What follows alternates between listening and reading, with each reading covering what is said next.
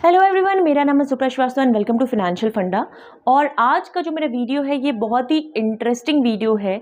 ये है आपका टैक्स रिबेट से रिलेटेड, यानी कि आप टैक्स में बेनिफिट कैसे ले सकते हैं, टैक्स रिबेट कैसे ले सकते हैं अंडर सेक्शन 80C में आज आपको बताने जा रही हूँ। फर्दर और भी आप टैक्स में रिबेट कैसे ले सकते हैं वो आप मेरे अपकमिंग वीडियोस में देख सकते हैं, लेकिन आज का फोकस जो है मेरा वो है अंडर सेक्शन 80C। 80C पे पहला फोकस इसलिए है क्योंकि मैक्सिमम एक कॉमन आदमी जो है, जो नॉर्मल उसका सैलरी है, मिडिल रैंकिंग में आता है सैलरी के, उसके सबसे ज़्यादा जो इन्वेस्टमेंट होते हैं वो 80C में ही होते हैं। और कई बार ऐसा भी होता है कि वो उसने कई जगह इन्वेस्टमेंट कर रखा है लेकिन उसको पता ही नहीं है कि वो उस इन्वेस्टमेंट से अपना टैक्स भी बचा सकता है और क्या किस सेक्शन के अंडर में आता है। तो आज मैं कंप्लीट नॉलेज आपको दूंगी कि अंडर सेक्शन 80C में क्या क्या इन्वेस्टमेंट आता है, जो आपने हो सकता है कई सारे इन्वेस्टमेंट पहले भी कर रखे हो या नहीं किया हो, तो वो आज सुन के आप कर ले कि हाँ यहाँ पे इन्वेस्टमेंट करेंगे तो आपको यहाँ पे बेनिफिट मिलेगा। तो सबसे पहली बात कि आपको 80C के अंडर में 1.5 लाख रुपीस तक का आपको मिलता है टैक्स का बेनिफिट, यानी 1.5 लाख रुपए तक का आप टैक्स अपना बचा सकते हैं सिर्फ और सिर्फ अंडर सेक्शन 80C से। तो कई मेरे पुराने बहुत सारे वीडियोस में मैंने बहुत सारे इन्वेस्टमेंट्स बताए हैं, जैसे कि पीपीएफ हो गया, सुकन्या समृद्धि योजना हो गया, या फिर एनपीएस हो गया, या अदर गवर्नमेंट स्कीम जैसे कि अटल पेंशन योजना हो गया, टैक्स सेवर एफडी हो गया। तो बहुत सारे इन्वेस्टमेंट मैंने बताए हैं और उसमें मैंने आपको इंटरेस्ट रेट बताया है कि आप नॉर्मल एफडी से ज़्यादा इंटरेस्ट रेट पे इन्वेस्ट करके अर्न कर सकते हैं। लेकिन वही आपका जो है एक दूसरे साइड में भी आपका टैक्स को बचाने का काम करता है, जो कि गवर्नमेंट के द्वारा बनाया गया है। इसी अंडर सेक्शन 80C को चल रहा था कि इस बार जो बजट आने वाला था तो क्या ये अंडर सेक्शन 80C बढ़ा के 1.5 लाख से 3 लाख कर दिया जाए, क्योंकि जितने भी हम इन्वेस्टमेंट करते हैं वो अनफॉर्चुनेटली या फॉर्चुनेटली 80C के अंडर में ही आता है। तो कई बार ऐसा होता है कि हमारे पास जो इन्वेस्टमेंट है वो 1.5 लाख से बहुत ज़्यादा है, लेकिन सब के सब 80C के अंडर में ही आ रहे हैं, तो बचत हमारा 1.5 लाख रुपए तक का ही हो पाता है।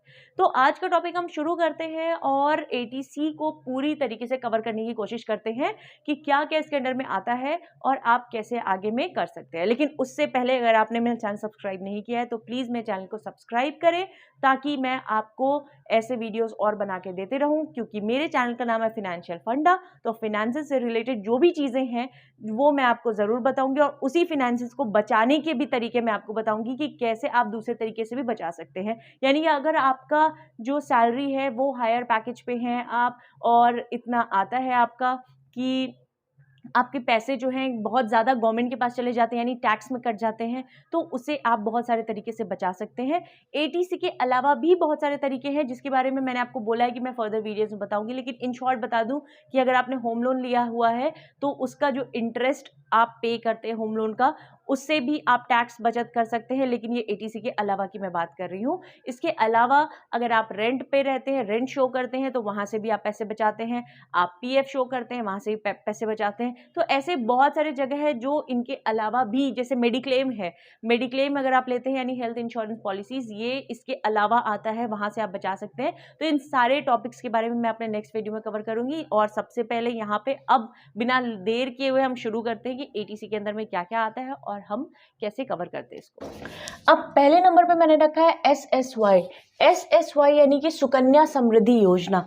तो मैं आपको बता दूं, सुकन्या समृद्धि योजना ये सारे जो भी टैक्स पेयर हैं वो इसका बेनिफिट नहीं ले सकते हैं। वो वही ले सकते हैं जिनकी बेटी हो और जिनको भी टैक्स बेनिफिट लेना हो, यानी कि अगर फादर को टैक्स बेनिफिट लेना है बेटी के, तो फिर वो उनको जो आप बेटी के नाम से सुकन्या ओपन करा रहे हैं उसमें वो अपना नाम डाले, और अगर मदर को बेनिफिट लेना है तो पेरेंट में वो मदर अपना नाम डाले। तो जिसको भी बेनिफिट लेना है सुकन्या समृद्धि योजना से वो पेरेंट अपना नाम डाले, उन्हीं को टैक्स में बेनिफिट मिलेगा अंडर सेक्शन 80C। तो ये बहुत ही अच्छा स्कीम है बेटी के लिए, जो कि 18 साल के बाद आपको उसमें से पैसे मिलते हैं। तो ये 18 से 21 साल के बीच का स्कीम है, जिसको आप 9 साल से छोटी जिनकी भी बेटी है वो इसको ओपन करा सकते हैं। तो ये क्या है, आपका सुकन्या का इंटरेस्ट रेट भी बहुत ही अट्रैक्टिव है, यानी कि अट्रैक्टिव इन द सेंस कि फिक्स्ड आपको इंटरेस्ट रेट मिलता है, जो कि किसी भी एफडी से ज़्यादा आपको मिलता है। तो ये आप ओपन करा के ले सकते हैं एटीसी में बेनिफिट। एक चीज़ और, ये सुकन्या का अकेले का लिमिट जो है 1.5 लाख रुपीज़ होता है, यानी कि अगर आप साल का 1.5 लाख रुपए अगर सुकन्या में डाल देते हैं तो आपका एटीसी ऐसे ही फुल हो जाएगा। आप सिर्फ सुकन्या दिखा दीजिए कि 1.5 लाख रुपए आपने उसमें डाले हैं, आपका एटीसी फुल, और यहाँ पे आपका कंप्लीट हो जाता है। तो सिर्फ इससे भी आप कर सकते हैं, फिर आपको बाकी टैक्स बेनिफिट के लिए बाकी चीज़ों को लेने की कोई ज़रूरत नहीं है। और बाकी चीज़ें जो है, आप दूसरे अगर स्कीम्स लेना चाहते हैं तो किसी एक से ही या फिर सारे मिला के 1.5 लाख तक का ही आपको एटीसी में बेनिफिट मिलता है। सेकेंड स्कीम जो है वो हमारा पीपीएफ से रिलेटेड है। पीपीएफ क्या है कि पब्लिक प्रोविडेंट फंड। इसमें आप मैरिड हैं, आप अनमैरिड हैं, आपके बच्चे हैं, नहीं बच्चे हैं, उससे कोई मतलब नहीं है। आप चाहे तो पीपीएफ फंड यहाँ पे ओपन करा सकते हैं। पीपीएफ फंड को मैं चॉइस पीएफ भी बोल सकती हूँ। चॉइस इसलिए क्योंकि ये बाय चॉइस, आप अगर चाहते हैं ऐसा प्रोविडेंट फंड रखना, पब्लिक प्रोविडेंट फंड रखना, तो ही आप इसको ओपन कराएं, जिसकी लिमिट भी 1.5 लाख रुपए तक की है। यानी कि आप सिर्फ पीपीएफ ओपन करें और उसमें 1.5 लाख रुपए डाल दें तो भी आपका एटीसी यहाँ पे फुल हो जाना है। तो पीपीएफ भी आप ले सकते हैं, इसका भी हमेशा एफडी से ज़्यादा ही इंटरेस्ट रेट रहता है, जो कि फिक्स्ड है। ये भी 15 साल का, 10 से 15 साल का आपका ये स्कीम होता है। तो सुकन्या या पीपीएफ, इनके बारे में आपको ज़्यादा जानना हो तो मेरे दूसरे वीडियोस में ऑलरेडी मैंने इनके बारे में बताया है, उसका लिंक मेरे डिस्क्रिप्शन बॉक्स में है कि आप कैसे ओपन कर सकते हैं एसबीआई से, आप कैसे ओपन कर सकते हैं पीएनबी बैंक से। तो ये सारी चीज़ें आप वहाँ से चेक कर सकते हैं। तीसरे नंबर पे अगर आप देखेंगे तो एलआई यानी कि लाइफ इंश्योरेंस। अब लाइफ इंश्योरेंस क्या होता है कि दो तरीके का लाइफ इंश्योरेंस होता है। एक होता है आपका टर्म इंश्योरेंस और दूसरा होता है आपका नॉर्मल, आपका जो सेविंग्स होता है वैसा वाला इंश्योरेंस। तो इस लाइफ इंश्योरेंस में आपका हेल्थ इंश्योरेंस नहीं आता है। इंश्योरेंस है, इसका मतलब ये नहीं कि इसके अंदर आप हेल्थ इंश्योरेंस भी, इसका बेनिफिट आप एटीसी में ले सकते हैं। हेल्थ इंश्योरेंस के लिए अलग से सेक्शन होता है, मेडिक्लेम का अलग से सेक्शन होता है एटीसी के अलावा, जहां से आप टैक्स बेनिफिट ले सकते हैं। तो लाइफ इंश्योरेंस के अंदर में दो चीजें आती है, एक आती है टर्म इंश्योरेंस, एक आता है नॉर्मल सेविंग जो इंश्योरेंस होता है वो। अब टर्म इंश्योरेंस जो है वो क्या होता है कि आप इसके लिए पे कर रहे हैं कि मतलब ये प्योर लाइफ इंश्योरेंस आप इसको कह सकते हैं कि इन केस ऑफ मिसहैपनिंग जो भी पैसा है वो कंप्लीटली परिवार को मिल जाता है, उसके लिए आप कुछ प्रीमियम पे करते हैं। और सेविंग क्या होता है कि हाँ, एक चीज़ और, टर्म इंश्योरेंस में इन केस अगर आपका टर्म पूरा हो जाता है, अगर आपने 20 साल के लिए लिया है, 30 साल के लिए लिया है, 30 साल के बीच में अगर कुछ होता है तो जो भी आपका पैसा है, जो आपका एश्योर्ड मनी है, वो आपके नॉमिनी को मिल जाता है। अदरवाइज वहाँ पे कुछ बैक नहीं होता, कुछ नहीं मिलता। सेविंग में क्या है कि आपका लाइफ इंश्योरेंस भी रहता है और उसमें सेविंग्स भी आपकी होती है कि जो भी आप पैसा जमा कर रहे हैं उस पर कुछ % आपको इंटरेस्ट मिल के आपको जब मैच्योरिटी होता है उस समय आपको पैसा वापस मिल जाता है। तो लाइफ इंश्योरेंस का अलग से मैं एक वीडियो बनाने वाली हूँ जिसमें लाइफ इंश्योरेंस का कंप्लीट डिटेल, कितने तरह के लाइफ इंश्योरेंस होते हैं, किस तरह के लाइफ इंश्योरेंस आपको लेना चाहिए, लाइफ इंश्योरेंस के कैसे कैसे उनके अंदर में क्या क्या टर्म्स होते हैं। क्योंकि सबसे ज़्यादा डाउट लोगों को लाइफ इंश्योरेंस में रहता है, वो इसलिए रहता है क्योंकि लाइफ इंश्योरेंस फिलहाल बहुत ही बदनाम हो चुका है इस सेंस में कि बहुत सारे एजेंट्स ऐसे हैं जो ज़बरदस्ती करा देते हैं, सेविंग्स के नाम पे लाइफ इंश्योरेंस करा देते हैं और लोगों को लगता है कि उनका नॉर्मल बैंक का सेविंग है लेकिन वो होता इंश्योरेंस है। तो इससे रिलेटेड एक वीडियो बहुत ही रिक्वायर्ड है जो कि मैं आपको फर्दर आपको बना के ज़रूर पोस्ट करूँगी।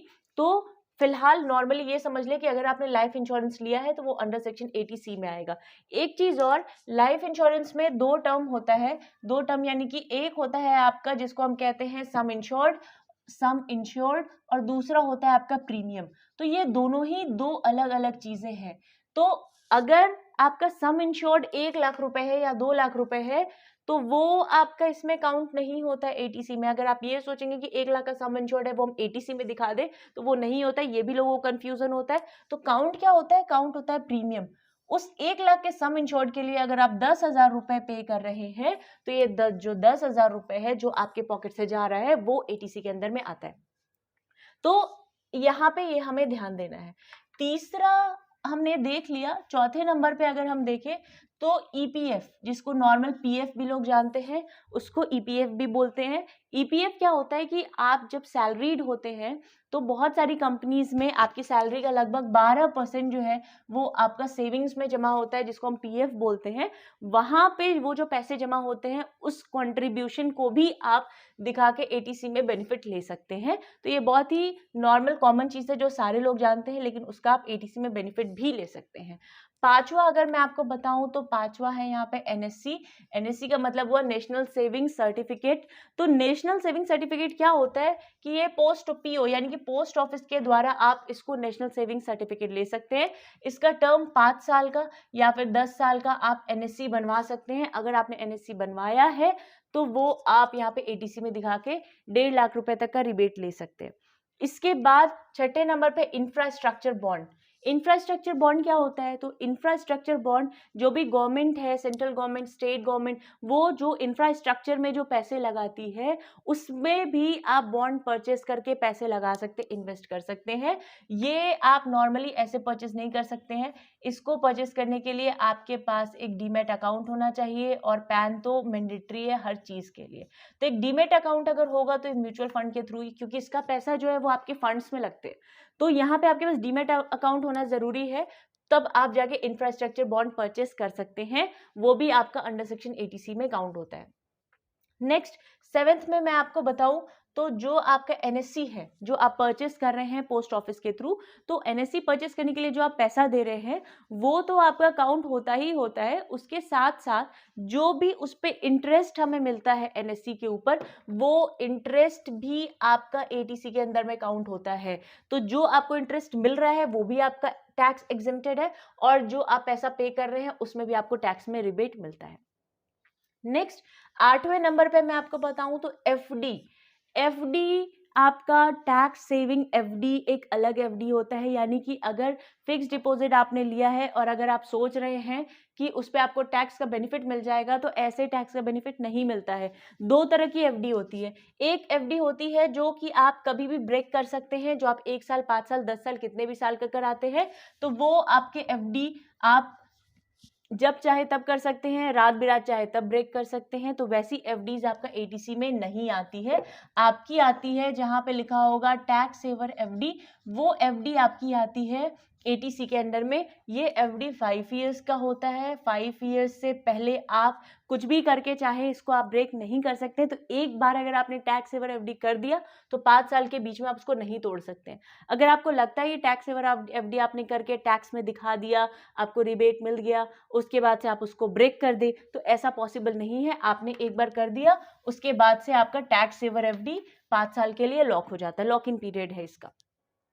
9 नंबर पे मैं यहाँ पे आपको बताऊं कि जैसे एफडी नॉर्मल बैंक्स में 5 साल का होता है, वैसे ही पोस्ट ऑफिस में भी एक डिपॉजिट होता है जो कि 5 साल का होता है। वो डिपॉजिट स्पेशली टैक्स सेविंग के लिए होता है। अगर आप वो करते हैं तो आपको एटीसी में बेनिफिट मिलता है पोस्ट ऑफिस के द्वारा। यहाँ पे एक मैंने लिखा है एनपीएस। एनपीएस मैंने इसलिए लिखा है क्योंकि कई सारे लोगों को ये गलतफहमी होती है कि एनपीएस अगर आपने लिया है तो वो भी एटीसी के ही अंडर में आ जाता है, और आपका अगर एटीसी कंप्लीट इन सारी चीज़ों से फुल है तो आपको लगता है कि एनपीएस मैंने लिया है तो अब ये भी इसके अंडर में आ गया, फुल हो गया, अब मैं कैसे दिखाऊं। तो मैं आपको बता दूं कि एनपीएस जो है एटीसीसीडी के अंडर में आता है, जिससे आप एटीसी में जो 1.5 लाख है उसके अलावा आप 50,000 रुपए तक का टैक्स में बेनिफिट ले सकते हैं। तो अगर आपने एनपीएस, अगर ये सारी चीजें आपने ले ली हैं और आपका 1.5 लाख फुल हो जा रहा है, आपको समझ नहीं आ रहा और कहाँ इन्वेस्ट करें, तो एनपीएस भी is one of the option जहाँ पे आप इन्वेस्ट करके इसके अलावा 50,000 रुपए बचा सकते हैं। नेक्स्ट 10वें नंबर पे सीनियर सिटीजन सेविंग स्कीम।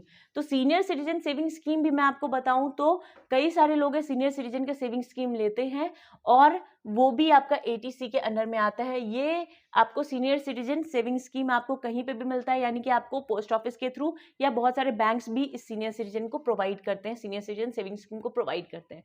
तो आप वो भी लेके एटीसी में बेनिफिट ले सकते हैं। 11 नंबर पे है यूलिप।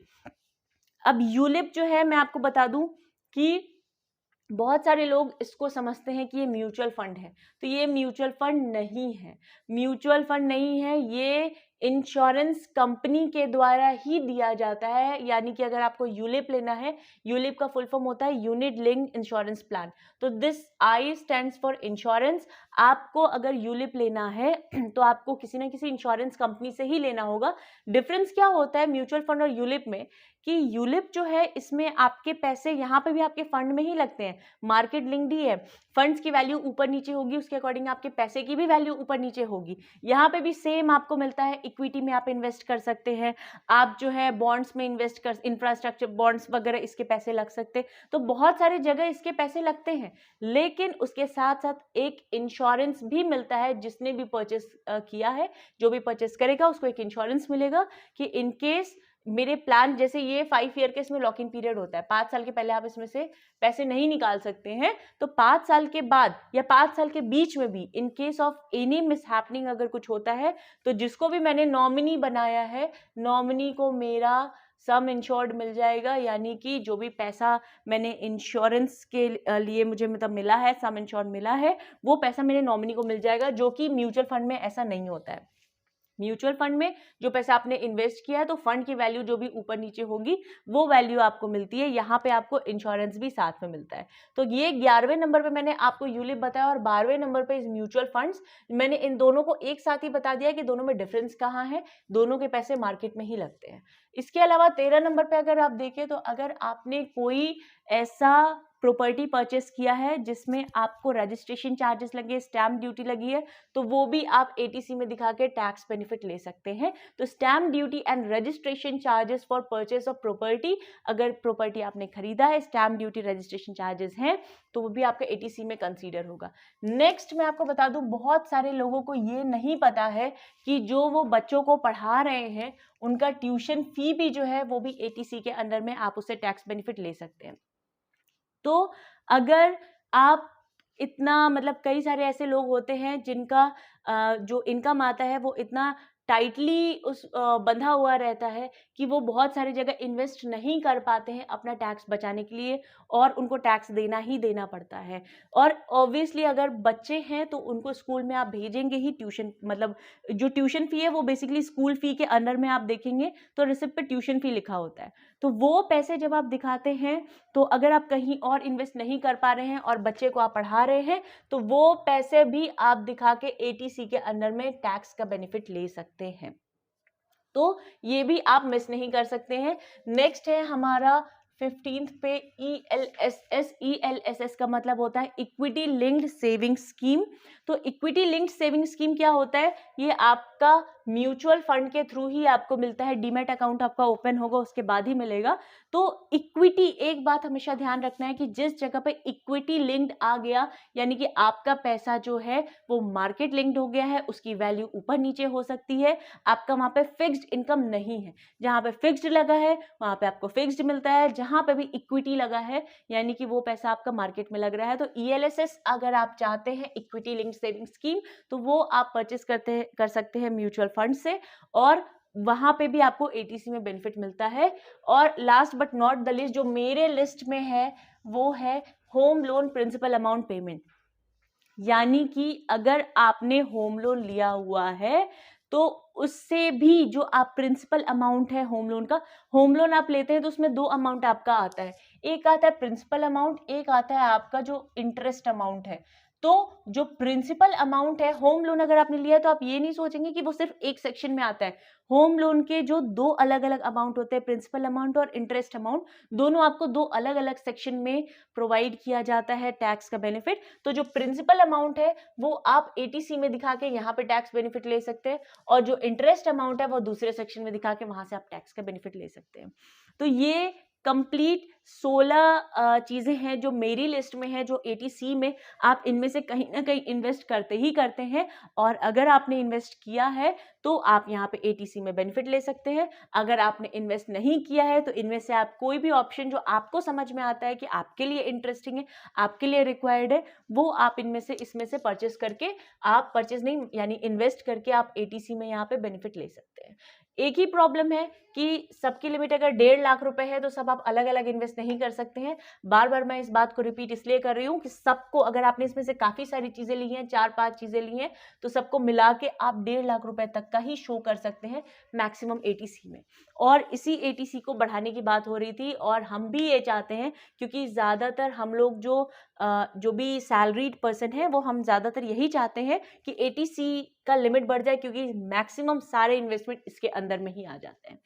तो ये था मेरा कंप्लीट डिस्क्रिप्शन अबाउट एटीसी जो आपके लिए है। नेक्स्ट वीडियो जो होगा मेरा, वो होगा कि आप एटीसी के अलावा और कौन कौन से ऐसे सेक्शंस हैं जिससे आप टैक्स का बेनिफिट ले सकते हैं, बचा सकते हैं, और अपना जो भी टैक्स है जो आप गवर्नमेंट को पे कर रहे हैं वो आपका, अगर आपने एक्स्ट्रा पे कर दिया है तो वो वापस आ जाए, और अगर नहीं है तो आप किसी तरह उसको अपना पैसा सेविंग कर लें।